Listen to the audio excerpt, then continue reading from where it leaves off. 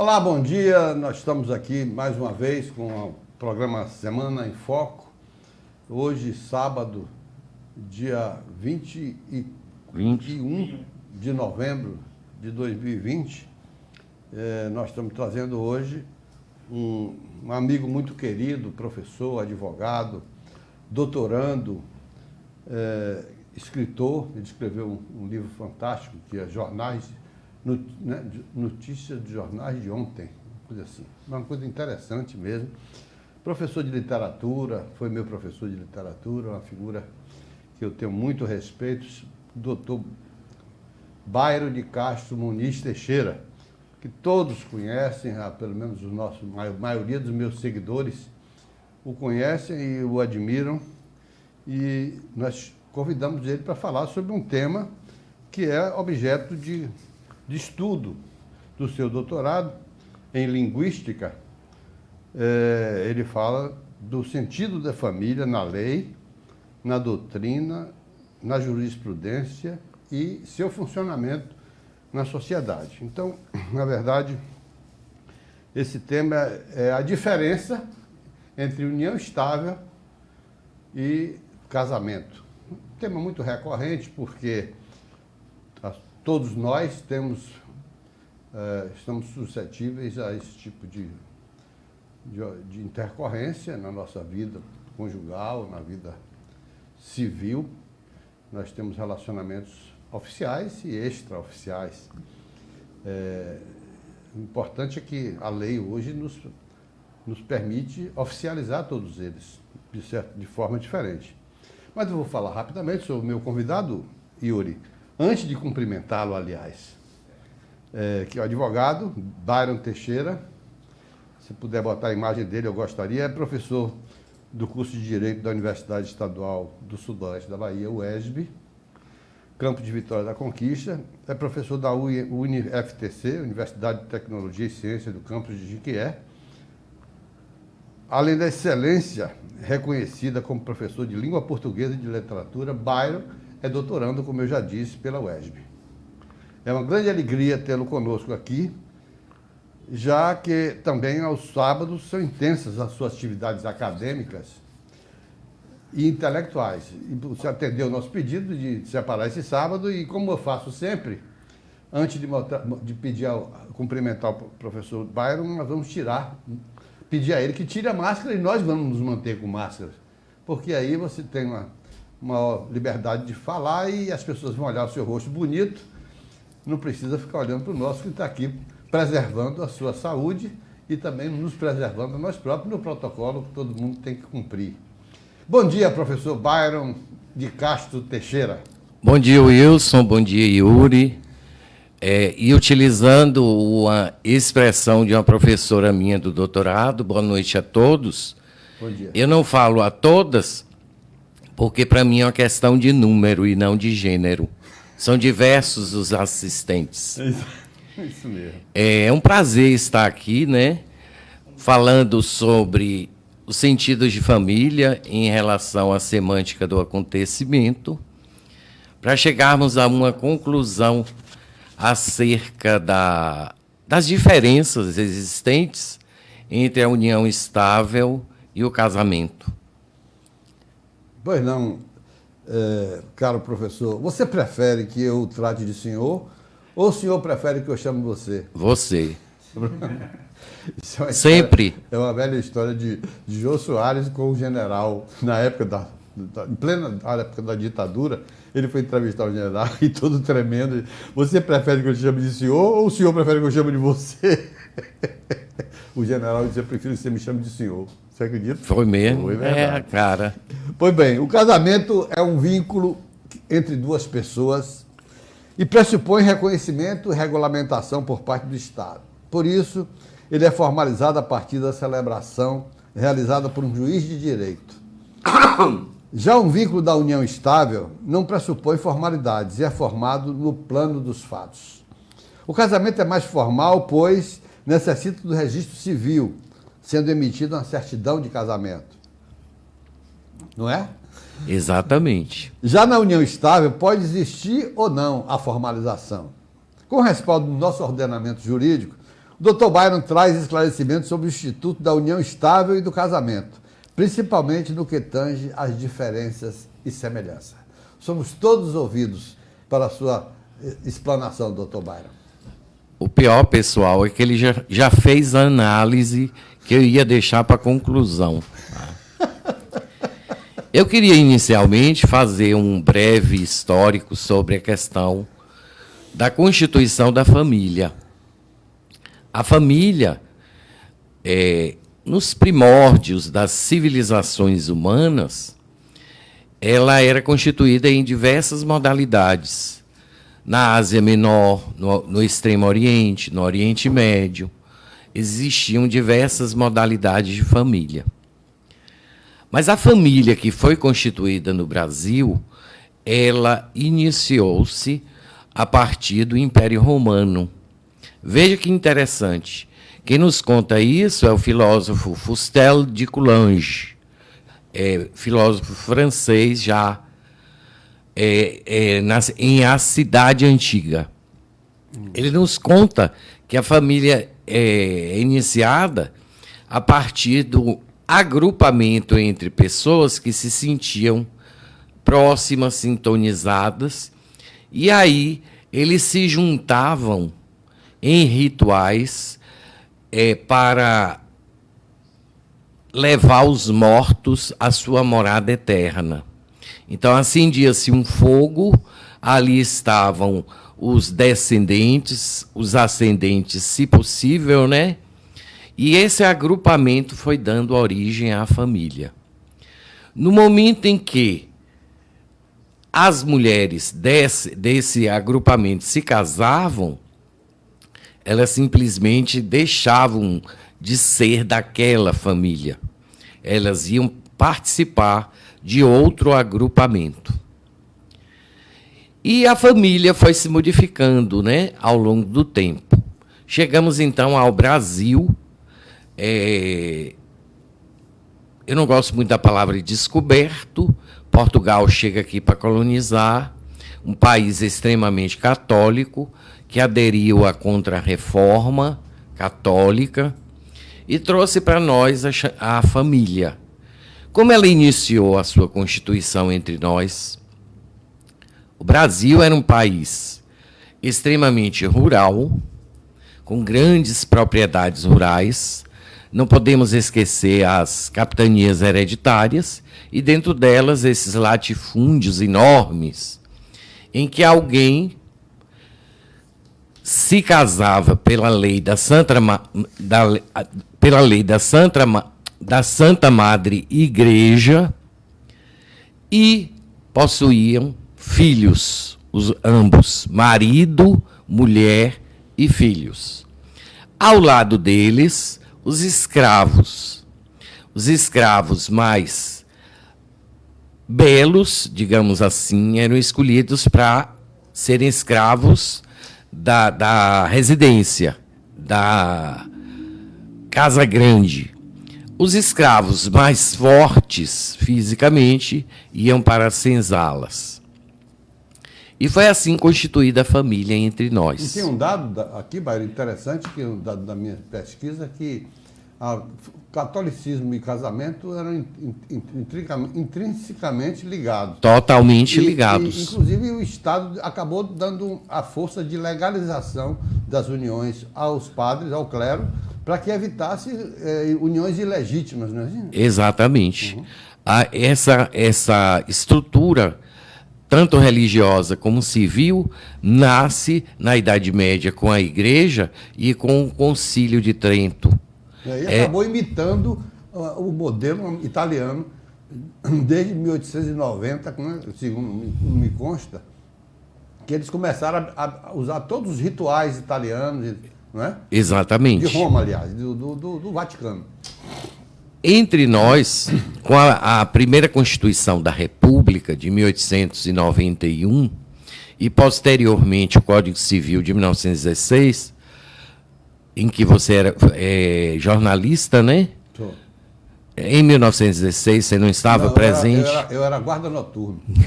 Em 1916. Brincadeiras à parte, tanto a Constituição em especial a Constituição, iniciando a República, o casamento era estritamente religioso.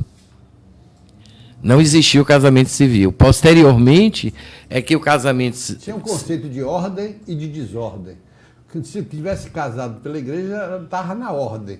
Se ele não estava abençoado pelo sacerdote, estava na desordem. Exato, né? Exato. Interessante. Agora, a gente não pode ter em mente, nós estamos falando de família e, consequentemente, de casamento, que existia paralelamente, que as uniões aconteciam. O que hoje nós chamamos de união estável... O brasileiro tem sempre que...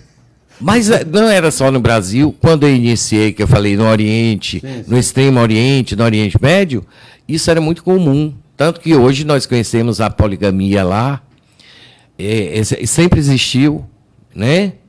Não só do lado masculino, mas também existiu do feminino. Quem nos conta isso é seu amigo Engels, amigo de Karl Marx, né? Onde ele de Karl Marx, na verdade. Onde ele faz uma abordagem histórica sobre família, propriedade e Estado. Muito interessante. Então tem coisas interessantes. Ele se reporta a isso. É verdade. Então, a partir da Constituição do Código Civil, o casamento se torna uma estrutura ainda mais forte no Brasil. Ele passa a ser o único constituidor de família. E somente... Ele não conseguiu combater o poligamia, né? Exato. Não conseguiu. Exato. Agora, durante esse tempo, até a Constituição atual de 1988, nós podemos dizer que inúmeros fatos aconteceram ao longo desse tempo aí em relação à Constituição de família. Permitiu-se mais tarde, quando a relação não tinha jeito mesmo, um instituto denominado desquite. Lembra dele?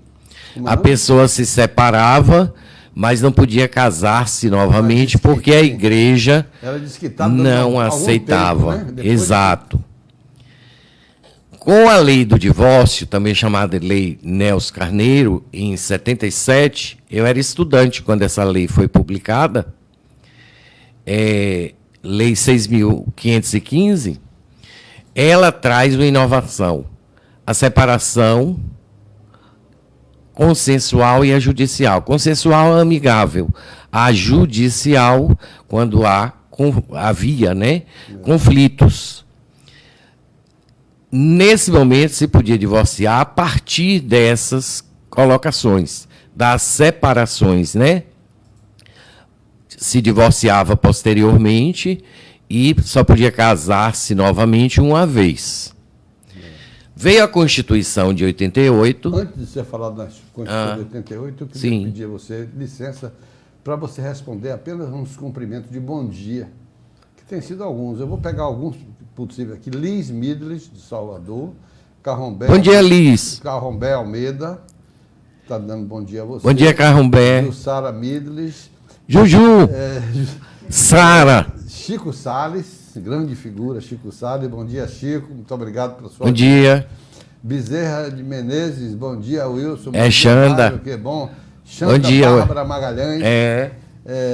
Shey Martins, nosso mestre, Byron Teixeira. Foi meu aluno. É Shell ou Shell?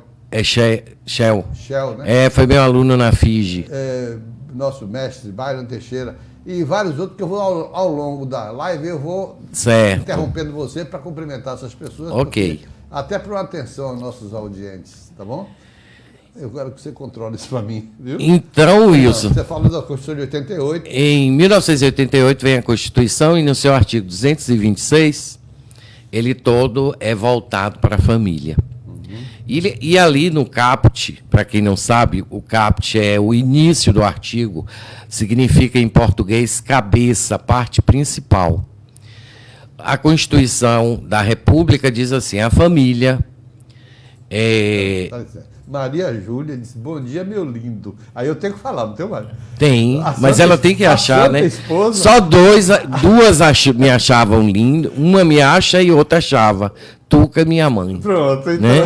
tu quer, tá bem a míope, né? Mas bom dia, Tuca. Siga. Então, né, no caput do artigo 226 tem assim, a família, base da sociedade, tem especial proteção do Estado. No parágrafo 3º, observe bem isso. Tem o estabelecimento da união estável como entidade familiar. É para que não fala que a união estável enseja família, mas como uma entidade familiar, além da família chamada monoparental. O que é a família monoparental? A e B são casados e têm filhos. Um desses morre ou eles se divorciam. E um fica com a guarda dos filhos, ou o marido ou a mulher. Sim. Certo? Então, esse aí, único com os filhos, é a família monoparental. Eu não preciso dizer que inúmeros estudos, inúmeros conflitos acontecem nessas áreas. Porque quando se fala em família, os conflitos acontecem. O que são esses conflitos? São os pensamentos divergentes, né? Tem gente que acha que a família deve ser constituída unicamente pelo casamento. Outros acham que a união estável é casamento visto de outra forma. Quando existe uma união estável, 5 anos depois, ele não passa a ter todos os direitos que tem um casamento normal, então já seria então um casamento? Você acha jurisprudências das mais diversas ordens. Será o nosso próximo passo de análise. Sim. Nós já analisamos a lei e a doutrina, que é o que eu trouxe aqui para a gente ver. O nosso próximo passo é jurisprudência. Você acha de tudo. Você acha julgados diversos, favoráveis ou não. A Constituição de União Estável como família, inclusive quando a união estável ocorre paralelo ao casamento. A é casado com B, mas mantém uma relação com C. Há conflito também nessa área. É justamente falando desses conflitos que eu falo um pouquinho da semântica do acontecimento, porque a nossa live é mais para a população de uma forma geral, e a semântica do acontecimento tem muitas teorias dentro dela própria, que já é uma teoria. A interpretação de cada ocorrência ao longo da vida, não é isso? A semântica do acontecimento diz que você não interpreta, você observa o acontecimento. Quem é o acontecimento? É a enunciação. Eu falei aqui agora, a família, base da sociedade, tem especial proteção do Estado. Isso é uma enunciação. Não importa quem construiu, se foi Ulisses Guimarães, se foi A, se foi B, porque as pessoas não importam para a semântica do acontecimento. O que importa é o acontecimento. Mas quando eu falo em acontecimento, eu não estou falando de fato, mas daquilo que foi dito e que vai ser dito. E é aí que gera o conflito.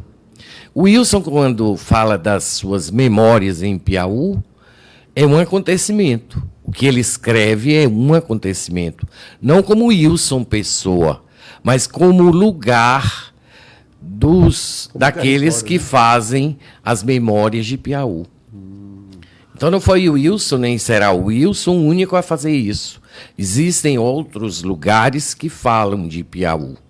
Perfeito. E é por aí que a semântica do acontecimento busca não a interpretação, mas os sentidos das palavras que estão coordenadas no texto. Nesse sentido, Byron, deixa eu explicar uma coisa. A minha filha, ela não é casada. Ela veio a mim e disse, olha aí como é que faz. Eu digo, olha, vocês vão fazer o seguinte, você está grávida, vocês vão aguardar os acontecimentos. Se vocês resolverem que vão continuar juntos, aí você casa lá na frente. mas por enquanto vamos cuidar das coisas e tal. Você vai se formar, Paulinho também vai se formar. Isso já tem, o quê? 18 anos. Eles são felizes. Eu já fiz 18. Você?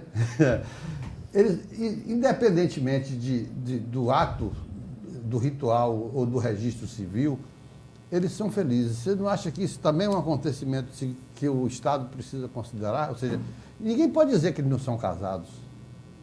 O acontecimento não é esse fato. O acontecimento é o que é dito. Tem um linguista francês, Diderot, ele tem um livro muito interessante. Ele fala assim, o dito e o que é para ser dito. Ou seja, aquilo que você vai dizer já foi dito que eu lhe falei sobre os seus escritos ou enunciados, né? Perfeito. Conforme a semântica do acontecimento. Entendi. Aí, deixa eu mais um pouquinho nessa história, porque me interessa. Eu acho que interessa.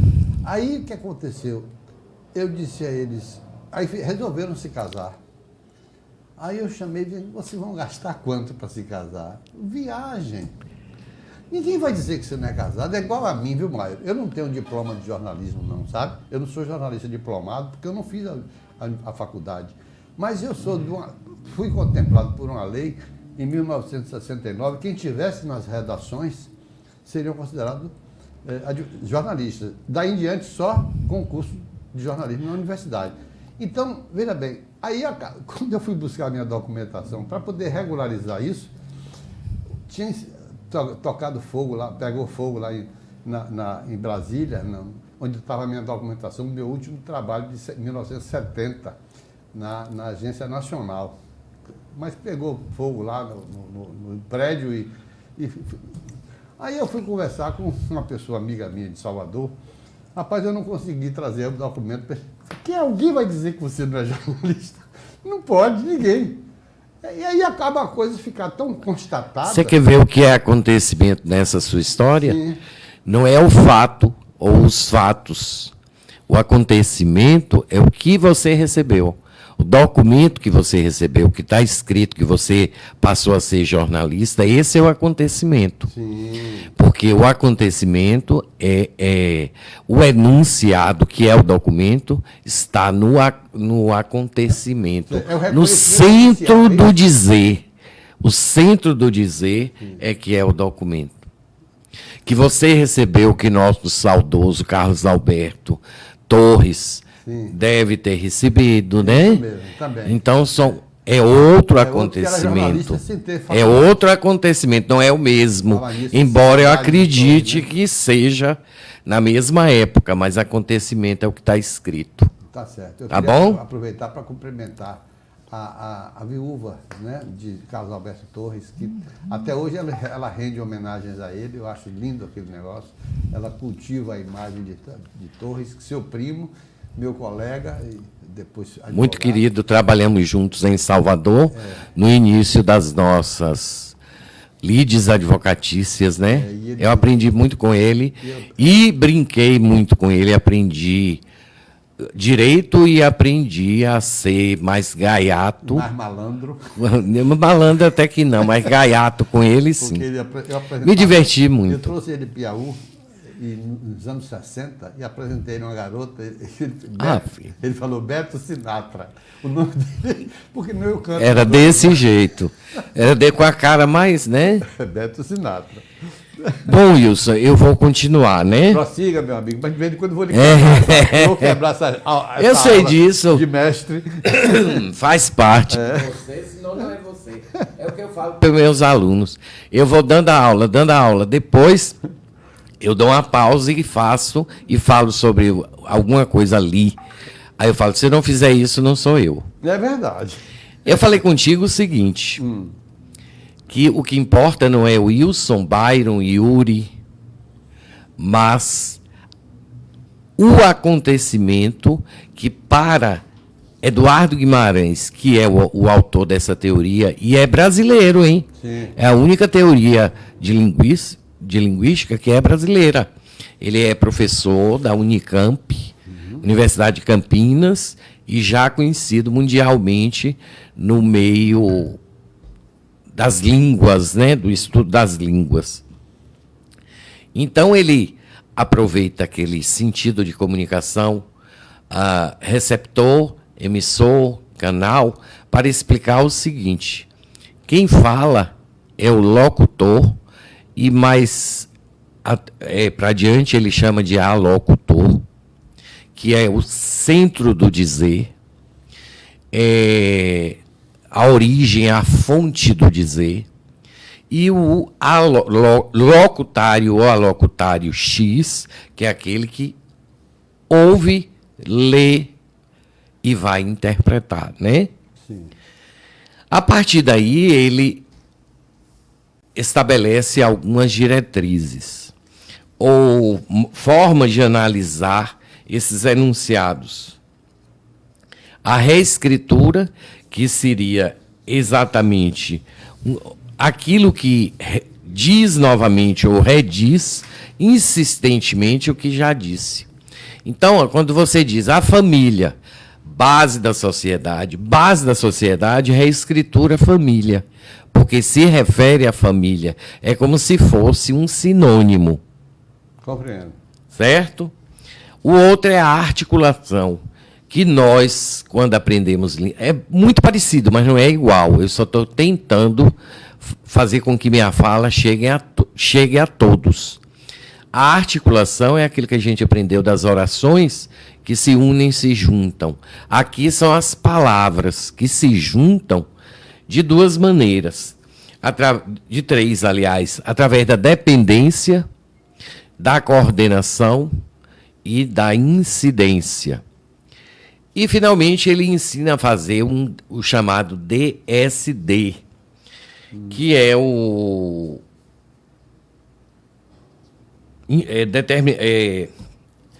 a determinação de todo o conjunto, né?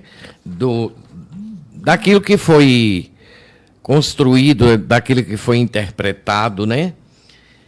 Então, quando a gente pega aqui a família, a base da sociedade, tem especial proteção do Estado, eu trouxe só um pedacinho para ler, para as pessoas entenderem o que é, porque eu não vou falar de todas, né? Sim.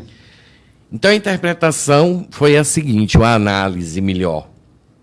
No enunciado, o termo família é reescriturado por base da sociedade, expandindo o termo, ou seja, há uma ampliação de sentido da palavra família. Ademais do termo família, está articulado por incidência, por tem especial proteção do Estado. Porque demonstrando que para o Estado, a família, sendo base da sociedade, requer a proteção, a fim de que essa instituição perdure. Construindo o sentido, aí já vem a interpretação, de que a formação familiar precisa da figura de um protetor, ou seja, do Estado para protegê-la. Me diga uma coisa, e no caso não existe mais o termo concubino, não, né? Concubinato. Tem. Ainda tem. Mesmo depois da. Aí eu vou deixar você me perguntar o que você quiser da agora para frente, porque eu vou ler apenas os enunciados e aí você pode perguntar o que quiser. Pois não. Aqui fala que a família depende da proteção do Estado e aí vem uma interpretação pragmática minha. E o Estado precisa da família. Porque o Estado só existe porque existe a família. Se a família se desagregar, o Estado acaba. O Estado como nós conhecemos hoje. Porque ela é o sustentáculo do Estado, independente da modalidade. Sim, mas existe uma tese, que eu não vou esposar essa tese, nem vou criticar essa tese. Mas existe uma tese de que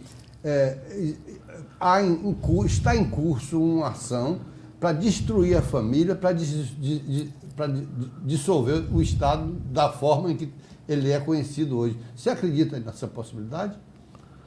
De acabar, extinguir a família? Não. Não, se conseguir o objetivo do caos a partir da destruição da família? Mas eu acho que não consegue, não, porque o desenvolvimento da sociedade vai fazendo com que ela aceite as diversas modalidades de família. o que não pode é nós vermos fatos que acontecem, um desses você citou aí, com sua filha, né? Com sua filha. Outros casos que a gente tem como advogados e que você aí me perguntou, ó, quando A é casado com B e mantém uma relação com C, essa relação de A com C não é considerada união estável, é considerada concubinato. E essa pessoa C, independente de ser homem, ser mulher, não tem direitos. Não tem direitos. Você fala com relação ao patrimônio, né, Gabo? Qualquer direito. Deixa eu explicar só uma coisa. Então, civil. Hein? Eu ia chegar no seguinte ponto. No direito civil, e aí vem o patrimônio, bens, né, etc., não tem nenhum direito. Certo. Não é assegurado nenhum direito. O direito civil exclui. Entretanto, em relação à Previdência, tem. Na Previdência recebem o cônjuge, porque A é casado com B, então B recebe, e C também. Então vai chegar um dia que isso vai ser, fatidicamente, vai entrar como uma nova modalidade de família. É isso que eu queria saber de você, como especialista nessa área. Aliás, o direito de família é uma coisa fascinante. Certo? Muito. Né? Nas minhas origens, os meus ancestrais, é permitido entre a religião muçulmana, meu lado era católico, mas é permitido que, dependendo da condição econômica de cada indivíduo, ele ter mais mulheres, 4, 5 mulheres, ter verdadeiros haréns. E a sociedade interpreta como uma coisa normal. Uhum. Você acha que na evolução do processo isso pode vir a ser adotado no ordenamento jurídico brasileiro? No sentido de dar normalidade a essa conduta? Eu sou analista, não sou vidente. Não posso lhe dar essa resposta, Mas, né? há possibilidade de acontecer? Existem as chamadas famílias plurais. Adotada essa tese pela conhecidíssima, maravilhosa doutrinadora, ex-desembargadora, ex-juíza do Tribunal de Justiça do Rio Grande do Sul, Maria Berenice Dias. Ela advoga a causa. Ela aceita a causa. Tanto faz no feminino como no masculino. Lembra daquela música? Se o feminino tiver condição econômica, que tiver até 10 rapazes bem esbeltos, ela pode manter. Isso. Também, né? Lembra daquela música de Chico Buarque? Carlos que amava Dora, que amava Juda, que amava Leia. Lambança Eu não me lembro porque não é de meu tempo, eu já ouvi falar, né? Não faz parte. É brincadeira, claro que eu lembro. Quem não gosta de Chico? Agora repara. Para efeito da proteção do Estado, é reconhecida a união estável entre o homem e a mulher, como entidade familiar, devendo a lei facilitar a sua conversão em casamento. Primeiro ponto. Entre o homem e a mulher. Aqui não significa que a união estável é entre pessoas de sexos diferentes. Porque você sabe, você já está no meio do caminho no direito, que o direito civil é assim. Se não está proibido, é permitido. É verdade. Então, quando ele diz entre o homem e a mulher, não significa que é só entre o homem e a mulher que está proibido qualquer outro tipo de relação. Segundo passo, é entidade familiar. O quê? Que a união homofóbica, por exemplo... Homofóbica, não. Homoafetiva. Desculpe, homofobia, não é fobia, não, desculpe. É homofetividade, falha, né? Ato falho. Homoafetiva, ela implica nas mesmas leis ou não? Não está presente. Eu vou deixar isso aí para o final, você vai esperar um pouquinho. Devendo a lei facilitar a conversão em casamento. Você está vendo aqui? O legislador, então, transforma a união estável em casamento para ela Depois de 5 anos. Para ela ser igual. Presta bem atenção nisso. Para ela ser igual ao casamento, se a pessoa quiser, converte. Me parece que foi o que aconteceu em sua família. Mas não foi, não. Eles não fizeram. Não fizeram, não, né? Vamos supor. Achei tão irrelevante. Vamos supor se fizessem. O importante não é ser feliz, é amor. Exatamente. Então, meu amigo, eles não estão bem. Pronto, aí ficou eu, pai de Paulinho e eu, juntos. Olha, eu acho que você devia prosseguir, que tá tudo... Não mexe com o time que está ganhando, não é não? E eles se amam, e o Paulinho é uma figura maravilhosa. E... Mas você notou os sentidos do legislador. Entendi. E eu diria, do locutor legislador, quando ele diz que a lei deve favorecer a conversão em casamento, significa que a união estável, ela é inferior ao casamento. Pois é. E, na verdade, eu acho que a união estável deveria ser um vestibular para o casamento. Porque muitos divórcios e muitas separações seriam evitadas se as pessoas primeiro experimentassem. Eu não diria nem isso. Eu acho que a união estável é o próprio casamento. Porque o casamento é amor. É companheirismo, é você estar oficial, junto. Tira um pouco até da obrigação dos dois. Você não viu, Tuca? 35 anos, já vamos por 36. Eu era uma criança de colo. Eu era uma criança de colo. Até hoje ela me acha lindo. Isso é companheirismo. É verdade. Isso é uma relação gostosa. Né? Então, independente, somos casados no civil e tudo, né? Mas se fosse uma união estável, era a mesma coisa. Eu também acho, é isso mesmo. Aí vem para Pablo Stolze e Rodolfo Pamplona Filho, que são os nossos doutrinadores. Nas minhas pesquisas para conversar com você hoje, eu li Pablo, viu? Diferentemente do casamento, olha a primeira palavra e guarda. Entidade familiar essencialmente formal e geradora de Estado civil, a união estável desprovida de solenidade para sua constituição. Livro de Direito de Família, página 417. O que ele quer dizer? Que a união estável, para o legislador, ela é diferente. Ela é tratada de uma maneira pejorativa. É verdade. O casamento tem formalidades, solenidades, porque eu separo. A formalidade decorre da lei e você tem que seguir para que você esteja habilitado para casar. O casamento em si, o ato, tem solenidades, que também devem ser de acordo com o Código Civil, para ele valer. A união estável não é o que você falou. Ela é oriunda, nasce do afeto, do amor entre duas pessoas.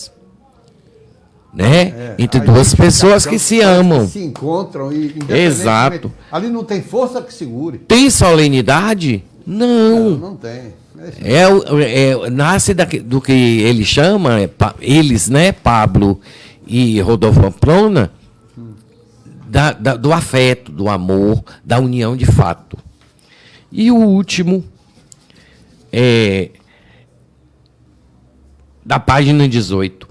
Esse caráter fático e informal da união estável conduz-nos à inafastável conclusão de que, por uma simples união de fato, não condicionaria ao ditame formal e impositivo da diversidade sexual, permitindo o reconhecimento da relação familiar entre companheiros, sejam do mesmo sexo, sejam de sexos diferentes.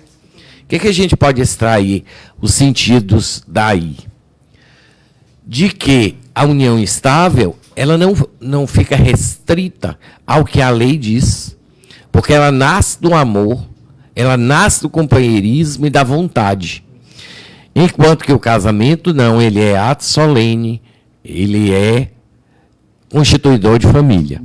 E só para terminar e você me perguntar o que você quiser, vem disso aqui, ó, permite o reconhecimento da diversidade sexual, aquilo que você me perguntou. Então, a união estável, ou na união estável, pode haver relações entre pessoas de sexos diferentes ou entre pessoas do mesmo sexo.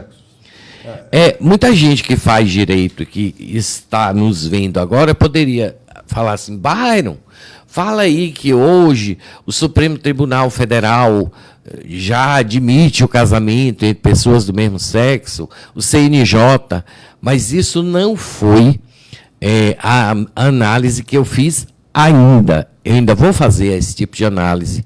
E como o nosso tempo é curto, e o Uri ali já está matando a gente, olha a cara dele. Na verdade... Agora eu estou livre. Judite Fernandes, da Bom Dia Bairro, muito importante a sua fala. Gal Peixoto, Renato Almeida. Ah, beijo, Galzinha. Tinho Peixoto. Saudade. Liz Midles, excelente explanação. Cadê? Com base na história. Liz Midles de novo, a voz de Wilson está muito baixa, viu Yuri? Luiz Alberto Pargas Carmona. É porque ele não é professor, Liz. A minha deve estar bem alta, porque eu sou professor. É mania de professor falar alto. Luiz Alberto Parga Carmona entrou em Madrid. Ah, ele que chique, hein? Mila. Ah, Ele é? está fazendo doutorado em Madrid. Chico Salles, grande mestre botafoguense, salve Catité. Eu sou filho biológico de Caetité, né? Sim. E adotado por Jiquié. Pois é, Nestor Linhares entrou cumprimentando você, Helder Francisco Fernandes. Eu sabia, Helder é meu querido aluno. Ana Paula Bonfim a Aninha. E na própria união estável se escolhe o regime de casamento. O fato é que eu quero dizer a você que nós temos convicção, eu acho que você tem igual a mim, ou eu igual a você, porque você é mais importante, de que o casamento, na verdade, eu não falo nem o casamento como instituição civil, mas a união de almas é que gera. Exatamente. O Exatamente. Não sei se é homem, se é mulher com mulher, se é homem com homem. Se houve uma união de almas, uma identificação, independentemente do gênero, vamos ser felizes. São felizes, não importa qual é a posição, entendeu? Mas você notou, quando eu fiz assim a diferenciação, o casamento solene, formal, e produz estado civil.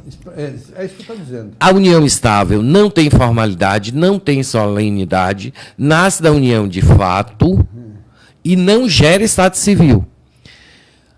Muita gente vai dizer aí, mas é convivente, vive em união estável. Isso não é um novo estado civil. O Wilson é solteiro, casou com Jussara. O Wilson passa a ser o quê? Casado. Quando A passa a se unir com B, através da união estável, não há esse novo estado civil delimitado em lei. Há no jargão popular que é aquele funcionamento que eu falei que a gente vai chegar, né, na sociedade, que a gente usa termos diversos. Conviventes é o mais comum. Mas é o seguinte, culturalmente, há uma influência cultural muito grande nesse tipo de coisa, na relação humana. No Rio de Janeiro, nos anos 60, já havia o casamento a três, o poliamor. É o poliamor. Não é? Pois bem, eu me lembro da história que, antes, um pouco no início dos anos 60, tinha um delegado em Piauí, muito interessante, um cara, Justino não, Justino. Teles. Justino, não, eu não sei se era Justino ou é Florentino. Florentino Nascimento. Pai de um bocado de gente que está lá, teve filho demais. E ele era delegado, era uma pessoa austera, fazendeiro de cacau. E aí alguém batia na porta da casa dele, que tinha um corredor muito grande, e lá no fundo estava a esposa dele. Aí dizia assim, seu Tino está aí? Aí ele respondia de lá. Está na casa da rapariga, mas vem daqui a pouco tem volta. Pois é. Ela já admitia. Você repara que as relações extramatrimoniais casamento já existiam. E ele aceitava numa boa, achando que o gênero masculino tinha direitos, né? Era uma coisa meio machista isso. Wilson. Se ela fosse ter uma coisa dessa, ele é capaz de matar, né? Então, essa evolução histórica, essa cultura não se interpõe sobre a lei? Eu não acho que é sobre a lei. São manifestações do funcionamento da família na sociedade e que a lei tem que acompanhar. E o seu professor de introdução ao direito deve ter dito o seguinte: a lei nunca acompanha o fato social. A IED que eu fiz, tem tanto tempo lá atrás, acho que foi em 2000. Não diga que 2000 tem tanto tempo atrás, porque se a gente voltar, a gente não é? Fica... É. Pois é, Mário. Então eu queria que você falasse também exatamente desse tipo o que eu diria, o império do hormônio. Ou seja, as pessoas quebram as regras quando se interessa por outra pessoa, independentemente do vínculo de casamento, do vínculo oficial, de uma forma abrupta, que sabe que vai terminar no outro dia de manhã, mas não está nem aí. Você não acha que devia ter uma brecha na lei para permitir certas coisas desse tipo ou não? Eu sou muito liberal em todos os sentidos em relação à constituição de família. Se você pergunta, se você faria, eu diria, eu não. Mas eu não posso, né? Não. Então, essa isenção nossa é que permite que a gente fale, entendeu? O poliamor que você falou é o que Maria Berenice Dias advoga a causa, muito bem advogada. Ela diz assim, resumindo, que a vida íntima das pessoas não deve interessar ao Estado. Ora, Wilson, se a vida íntima das pessoas não deve interessar ao Estado, a mim vai interessar? Claro. É lógico que não. Eu não tenho nada a ver com a vida do outro. E se você vê, se você permitir, se houvesse uma permissividade implícita, ou seja, que não precisava nem ser, como é que chama? Ostensiva, mas se permitisse, se acomodasse, ia se ver que não ia prosperar. Sabe por quê? Porque 2 já dá problema, imagina 3 ou 4. E eu ainda lhe diria mais, eu não fiz porque eu vivi numa outra situação, em uma outra época. É verdade. Né? E você fala assim de quebra. Todas as épocas, todos os tempos, quebras aconteceram. Se não fosse assim, não havia a Revolução Francesa, não havia o Iluminismo. O Brasil não se tornaria o país que é, não sei, né? O Brasil é meio difícil. Mas quebras sempre aconteceram. Foi através da quebra que as pessoas que eram... Os paradigmas, né? Isso é contrário, entre aspas, à lei, porque os desquitados, coitados, menosprezados, colocados à margem da sociedade, principalmente as mulheres, porque ao homem era dado o direito de ter outras relações. Você quer uma coisa, né? Famosa, porque... As mulheres não. Ela já era mal vista porque era desquitada. As casadas, muitas vezes, não tinham nem amizade, porque ela era mal vista, mal falada. Era risco, né? Para o casamento. Exatamente. É verdade. Aí, o que eles fizeram? Quebraram barreiras. Eles começaram a se relacionar. Considerando a common law, né, que é da Inglaterra, né, o negócio da lei baseado nos costumes, você não acha que devia ter Mas o Brasil tem. Um organismo assim, específico para ver o que seria interessante. vem se repetindo nos costumes para poder se adotar, ou pelo menos se discutir, se estudar, não é? Porque as coisas acontecem e as pessoas consideram uma aberração e daqui a pouco já é normal. Passa mais um pouquinho de tempo e todo mundo já absorve aquilo como normal. Quando é que se pensava antigamente de uma pessoa, um homossexual, né, com todas as suas afetações decorrentes às vezes até da desorganização hormonal, né? Ele tem umas afetações. Onde é que se admitia uma convivência respeitosa, como hoje tem? Eu acho que tem uma convivência respeitosa. Barreiras que foram quebradas, né? Se não é, devia ser. Quantos se seguraram ao longo da vida toda e morreram querendo ter uma relação homoafetiva e não tiveram porque a sociedade não admitia ou fazia as escondidas. Pior, que ele não tem culpa, porque às vezes é uma alma feminina no corpo. Mas a gente sabe, ele não pode controlar. Aí fala assim, é doença, safadeza. E nem deve controlar, deve botar para fora, deve amar. E você imagina como é difícil ele estar no meio de umas pessoas que não entendem esse processo, sim, não é? O amor é tudo, independente. Então, eu acho que esses costumes deviam também ser um objeto de análise, de estudo por parte da... É a questão, né? Aquela questão que o direito brasileiro é um direito escrito, né? diferente do que você citou, que é a Inglaterra, que é o sistema do common law, dos costumes. Então, a lei nunca vai acompanhar. E a sociedade... Na verdade, muitas coisas que são escritas são baseadas nos costumes, né? No nosso caso. Muitas, né? todas. É a necessidade. Eu vou falar uma coisa. Existe um projeto de lei, não importa de que partido seja, que ele quer estruturar a família exatamente nesses moldes que a gente está falando. Mas aí a sociedade brasileira vem o que eu falei da semântica do acontecimento. Vem os conflitos. Então tem gente que acha que é só o casamento, tem gente que acha que é só o casamento e a união estável, tem gente que interpreta o projeto de lei errado, completamente equivocado, tem gente que interpreta de outra forma. Então tem variações dentro da sociedade brasileira. E esse projeto de lei foi arquivado. E você acha que a pessoa, depois de união estável de 5 anos, ela precisa procurar o cartório para poder regularizar ou não precisa? Necessidade nenhuma. Nenhuma, não é? Nenhuma. União estável é união estável.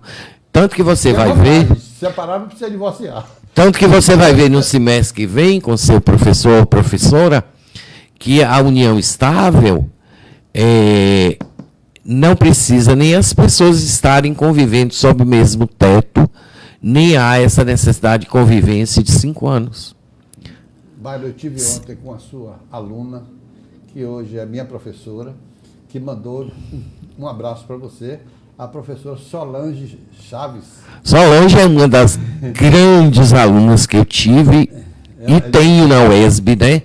Os alunos da UESB, Campus Vitória da Conquista, são maravilhosos. Nós temos juízes, promotores... Você quer dizer que o DFTC não são? Eu não disse isso. Solange é proveniente da UESB. É verdade. Então eu estou falando dela. Na FTC tem muita. Eu posso até dizer. Solange faz parte de uma turma muito querida. Dentre todas as turmas, aliás, Sempre todas. tem uma turma que Todas as turmas são muito queridas, né? Agora, você me botou de calça curta, mas não põe, não. A FTC tem muito aluno responsável, tem muito aluno que busca o conhecimento. Eu não quis lhe botar em uma calça curta, na verdade, a escola particular difere muito da escola pública, você sabe que é assim, né? Então, aqui as pessoas são mais... Precisa trabalhar o dia inteiro, de noite para noite. Mas tem muitos bons alunos. Claro que tem. Vamos nos reportar aos primeiros, né? Tanto na sala A quanto na B, tem excelentes alunos, maravilhosos, que escrevem bem, que interpretam bem e vão se dar bem como estudiosos do direito. E é impressionante, Byron, como eu digo a você como aluno, como esses alunos da FTC, como lhe idolatram como um professor muito competente, muito amigo. É uma coisa interessante essa relação que você tem com os alunos. Né? Não é só na FTC, é na UESB, foi na FIGE. Olha a Shell aí. Quantos anos, né, Shell? Na escola, no colégio Pitágoras, que era aqui na Praça Rui Barbosa, no campus, no Dom, em todos os lugares que eu fui professor, até você que é bem mais velho que eu, seria um aluno filho. Verdade. Eu trato todos como se filhos fossem, ajudando. Até hoje eu recebo de alunos pedidos de ajuda, já formados. Professor, eu estou aqui na dúvida, como é que eu faço? Falei, depois eu quero meus honorários na brincadeira. E ajuda a todos. Na verdade, a Sala sempre me disse que você ama ser professor. É verdade. Né? Eu sou neto, bisneto, neto, filho, sobrinho e irmão. De professores. Irmão. Dos netos de meu avô, que são vários, eu não posso contar aqui agora, né? Apenas 2 resolveram ser professores. Os filhos de manhã. Ótimo, filho de manhã, né, Yuri? Mas o Bairro, nós estamos... Aí eu sou baiano, filho de manhã. Foi muito bom. Na verdade, já até passamos um pouco, mas aqui, como o Wilson Novaes me dá uma autonomia que eu acho até arriscada para ele, mas na verdade ele confia na nossa nosso discernimento de que não vamos ultrapassar muitos horários, mas ele próprio está lá nos assistindo e dizendo que você é uma figura excepcional, que Jequié, quando lhe abraçou, parece que ela estava num dia iluminado, porque você é uma pessoa muito querida nessa cidade, tem uma credibilidade muito grande, e eu sou pessoalmente o seu macaco de auditório, ou seja, eu sou da primeira fila para lhe aplaudir, tá certo? Conheço até as suas inhacas, os seus pitinhos, eu conheço tudo isso, mas assim mesmo eu não gosto, viu? Gosto muito, Mário, e eu queria que você deixar você à vontade para os seus cumprimentos, para se dirigir a seus alunos, a seus ouvintes, enfim, a todas as pessoas que estão aqui nos ouvindo, inclusive a Ana Paula Bonfim está mandando um beijo, dizendo beijo querido. Tem aqui. Tem uma de Ana muito interessante. Sim. Eu conversando com ela, aí eu falei assim: olha, Ana, aluno meu é como filho. Isso no WhatsApp, aí ela mandou para mim. Verdade, papai. Eu achei o máximo. Porque ela foi minha aluna, né? Ela foi minha aluna. Pois é, Mário, fica à vontade, então, para as suas considerações finais. Inicialmente, eu queria agradecer a você, a Jussara, que me chamaram, né, para fazer essa live. Eu gostei muito, porque você me deixou à vontade. No início, você fica meio ansioso e tal. Depois eu fui relaxando e tudo correu bem. A Wilson pelo espaço, a Yuri, que está aqui conosco. Agradecer a minha família, que está lá me ouvindo, a Tuca, a Xanda. Eu acredito que Hanna também. Ela é durona, ela pode falar que não, mas ela deve estar dando uma olhadinha. Aos meus alunos da UESB, que estão me ouvindo, né? A Helder, Café e Coutor. Helder todo dia vai para a sala com um copo de todo tamanho de café, nunca me deu um gole. Eu já disse a ele, quando eu tirar na cena, é cena que fala, né? Eu nem jogo, coitado de Helder. Eu vou dar a ele uma fazenda de café lá em Barra do Choça, pertinho de Conquista, né? É isso mesmo. Agradecer aos meus alunos da FTC que porventura estejam me assistindo. A Liz, que foi minha aluna querida, participante, ativa, minha amiga do Face. A todos, enfim, né? Falar assim. A Sol, que se declarou assim, né? O seu carinho por mim é linda ela, né?